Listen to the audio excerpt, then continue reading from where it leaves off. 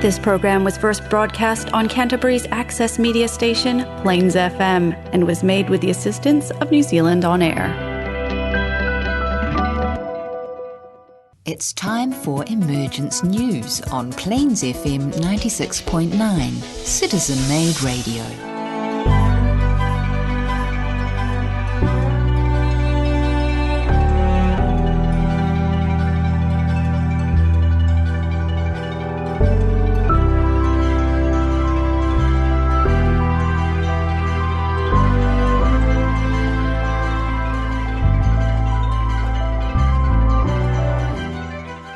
Welcome, kia ora, to Emergence News here in Christchurch, New Zealand, Aotearoa. We are a team of volunteers from Share International, and we present this program, which offers information and news on the reappearance and on the emergence of Maitreya the World Teacher, including his priorities for the future. And speaking of priorities for the future, Peter, you join me in the studio today. Welcome. Hello there, Nigel. How are you? I'm well, thank you. Very good. And your subject today is Maitreya in action, his emergence in action. That's right, yes. I've used Maitreya's Mission Volume 3, which is a pretty extensive volume, as you know. And there's got so much good information in there. And also on this program, we'll be looking at some questions and answers at the end of the program, time permitting. Emergence News. What is this program about? It's about news and views on a vast range of topics, including a compelling vision for the future of planet Earth and us, humanity. We also ask questions such as, can humanity solve its problems? Are there practical, pragmatic answers to the problems that confront us? For example, how can peace be established? How can sharing the world's resources become the norm? Can maintaining our environment become a top priority? I suggest to you, Peter, that yes, environmental issues are now becoming a serious issue on cabinet tables and debating chambers around global governments. There are a number of examples where 25 years ago it wasn't, but now most governments are starting to take this issue seriously. This is right, and I'm even seeing farmers talking in this same vein as well. Particularly with the news out yesterday here in New Zealand about having to take climate change more seriously, and the farmers are becoming, some farmers are becoming much more open to changes that are needed, but carbon emissions, for example. That's right, and as the young ones come through, I think this will accelerate too. Some of the older ones perhaps don't want to change, but, the young ones certainly will embrace it. So Peter will examine Maitreya's top priorities, and I'll be taking a look at an article by Mark Gregory entitled Imagine a World That Shares, and that was published back in November 2019, and very relevant today, so we'll look forward to that. And if we have time permitting, we've got some questions and answers to some familiar questions that we get here at Share International, such as what sets the Masters apart from other people? What is the relationship between the Master Jesus and Maitreya? And who will appear or reappear first? Those and a few other questions we'll be examining later in the program. Welcome back to Emergence News. My name's Nigel, and in the studio with me today is Peter. Over to you, Peter. Thank you, Nigel. Yes, well, I'm looking at Maitreya's priorities from Maitreya's Mission, Volume 3 by Benjamin Creme. And we're talking here about changes in the political structures, and they're part of the plan of hierarchy. It is to inspire us to create a better model of government than we have. And I think this inspiration is really a thing that the hierarchy keep talking about. They won't be making any, decisions for us. It's up to us to make the decisions, but they will be offering us inspiration. And remembering, of course, that we are souls in incarnation, and so that is our main role, is to sort the problems out through our inspiration of our own souls. Yes, I imagine they'll offer suggestions which are there for us, humanity, to consider. Yes. And perhaps right. consider from a different viewpoint. That's right, yes, indeed they will. So they will provide us with the inspiration for a better model of government than we have. Maitreya sees in the future a blend of socialism and capitalism as best suited to create justice and sharing and peace. Communism is really state capitalism, and the elite have a privileged lifestyle, says Benjamin Krim, much the same as the billionaires of capitalism, who have way too much influence on politics. Someone asked Benjamin Krim if Maitreya envisaged a one-world government in the way that the elite of today and George Bush envisaged. And he said no, that hierarchy will inspire humanity and its disciples to produce the best result by democratic means. So we see this, I see in Russia yesterday on the news, a number of people got arrested for objecting to one of their members being locked up, and it's very significant. It'll be interesting to see how the government there actually handles that. It looks like it's a bit of a shambles at the moment, but hopefully, something good will come out of it, and we'll have a bit of honesty there. Well, according to the writings of Alice Bailey and Benjamin Krim, from a spiritual viewpoint, Russia is to become a significant country. Yes, indeed. In fact, they're saying that there possibly will be a new world religion come out of Russia because it has a seventh-ray soul. And as the people actually develop and become more soul-focused, we will see the better side of humanity coming out of that. And there's certainly been a huge shift in the building of churches. At one point in the last 2 or 3 years, there was equivalent of 3 churches being built a day in Russia. And so that's absolutely astounding. And it's not necessarily just a religious thing, but a true spiritual renaissance, with a lot of the people. So interesting to watch Russia as it evolves. Over the next 2,500 years. Yes, indeed. Maitreya will be here that whole time, so be interesting to see how it goes. And of course, the object will be the greatest decentralisation rather than centralisation, which is the greatest participation of all people to create true democracy.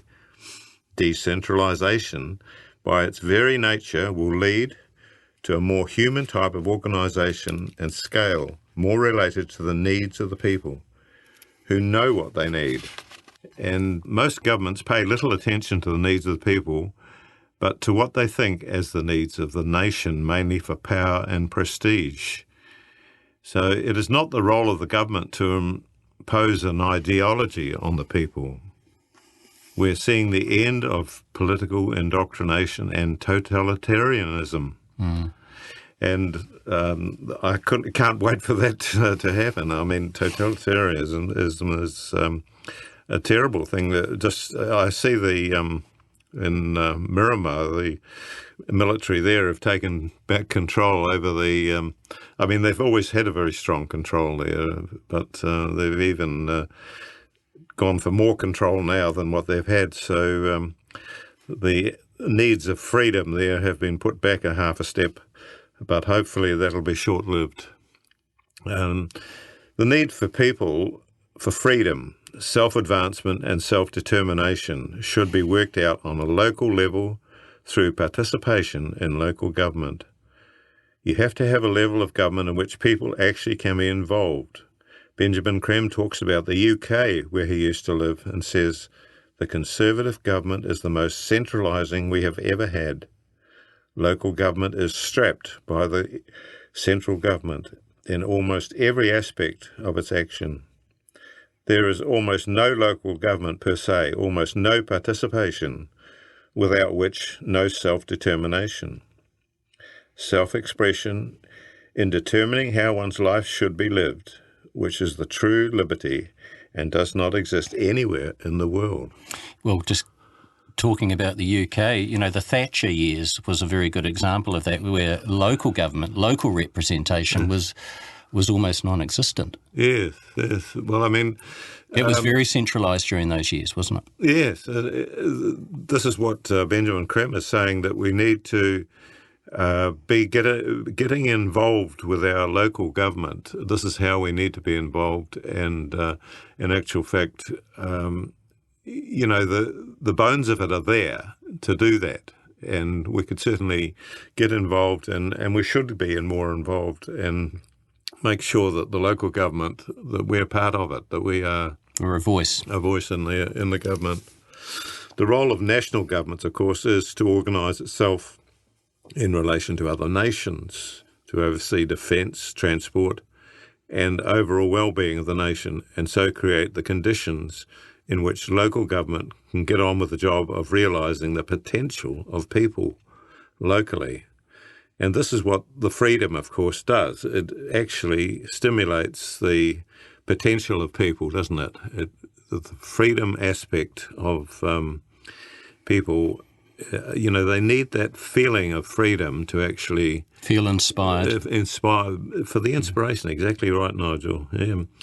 And Benjamin Krem goes on to say that the non-professional politicians that we find the true leaders of the people, this is where you will get people coming forward that, and they're not necessarily going to be wanting to do it for the money that's in it. They will, in the Greek, of course, the government used to be the philosophers, didn't it? Mm. It wasn't necessarily a paid situation. It was, yes, their needs are looked after, but, the philosophers are perhaps the best people to run a country, for example, or inspire it, or be right at the... Or at least be involved. Yes. At a very pragmatic level. Oh, that's right, yeah.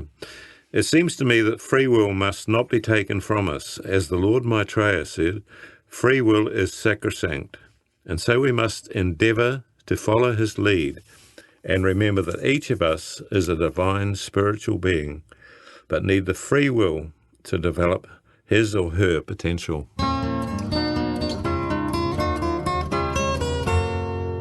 Imagine a world that shares. This is an article by Mark Gregory, published November 2019.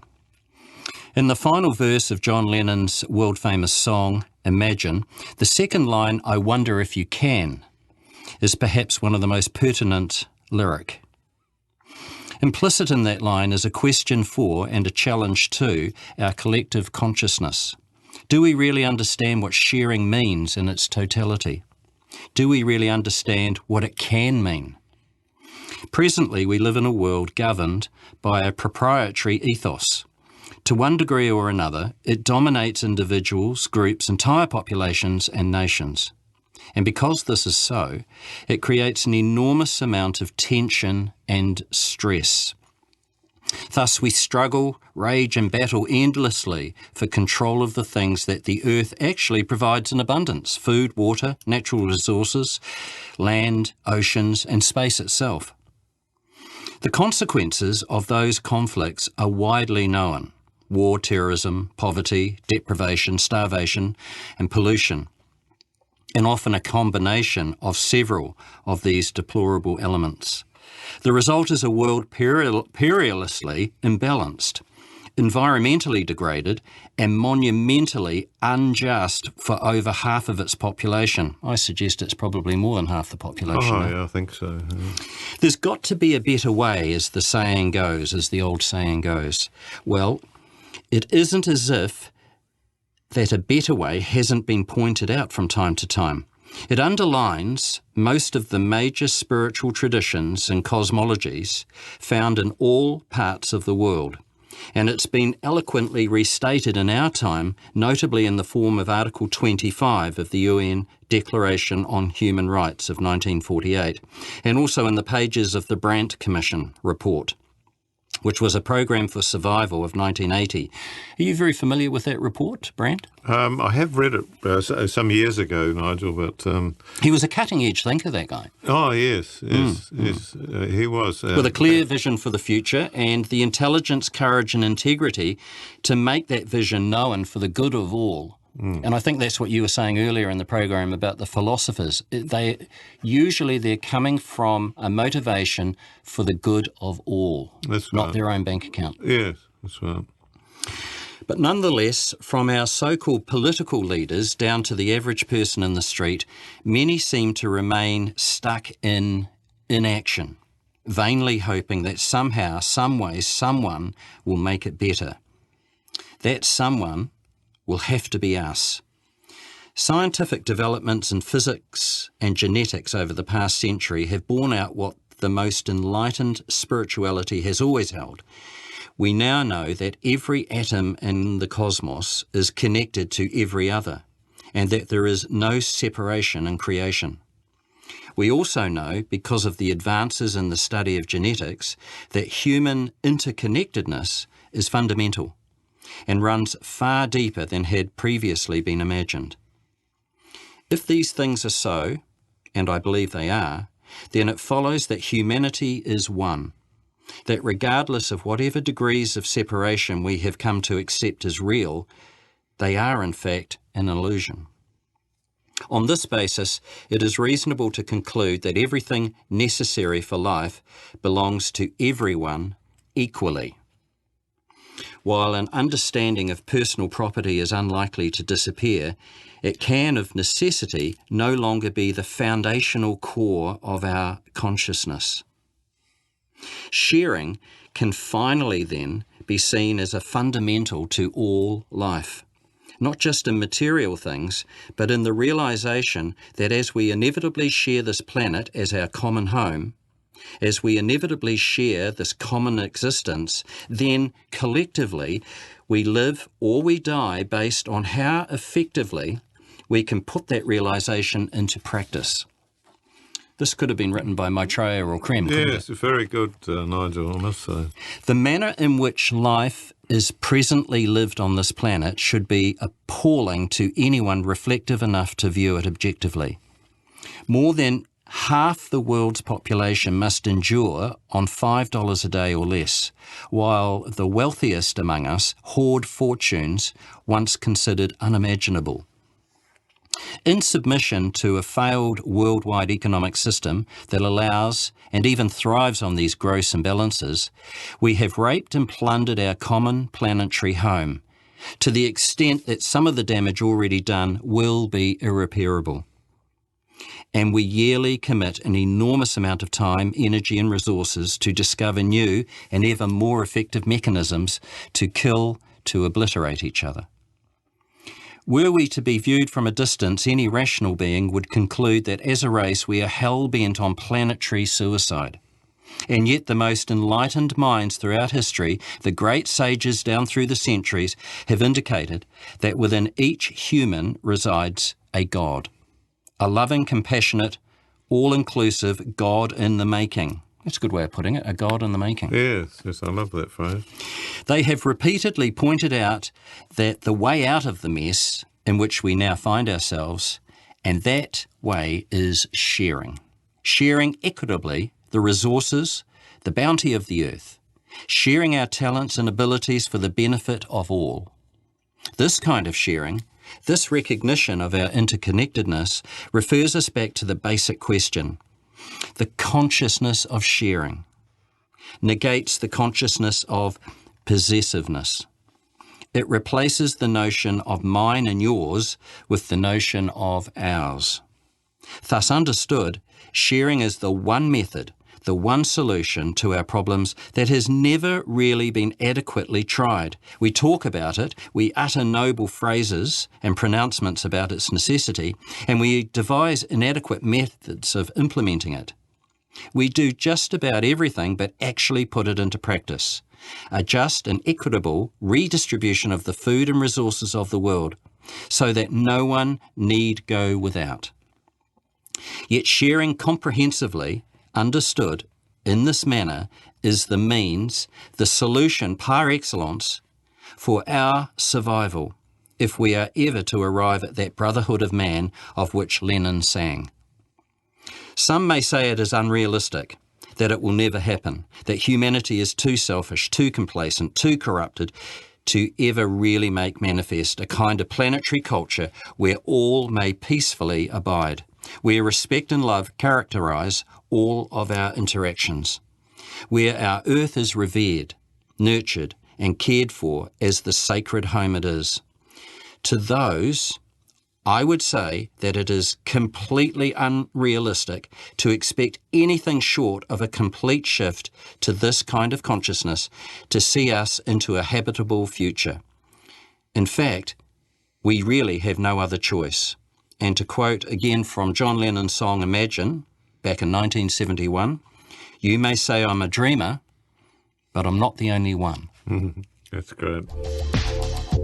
This is the Emergence News on Plains FM. For more information, go to shareinternational.org. Welcome back to Emergence News. You're with Nigel and Peter in the studio today. Just the two of us, Peter. Yes, indeed. Now, we've got time to rattle through some questions here that we often get at Share International, and Benjamin Krem has provided some rather interesting answers to some common questions that he was posed over the years. And Peter, you've got the first one regarding Maitreya as a teacher. Yes, this question does say exactly that. You say that Maitreya comes as a teacher. Does he come with a system that we should follow? Well, he says no. He will present the world with an ideology, a belief system. He will not present the world with a belief system or a new religion. An ideology is simply a belief structure. Maitreya has come to teach humanity the art of self, or God realization, which is not a belief, a religion, or an ideology. It is the very basis and purpose of our lives. So that's very good, isn't it? You know, that is actually the purpose of our lives.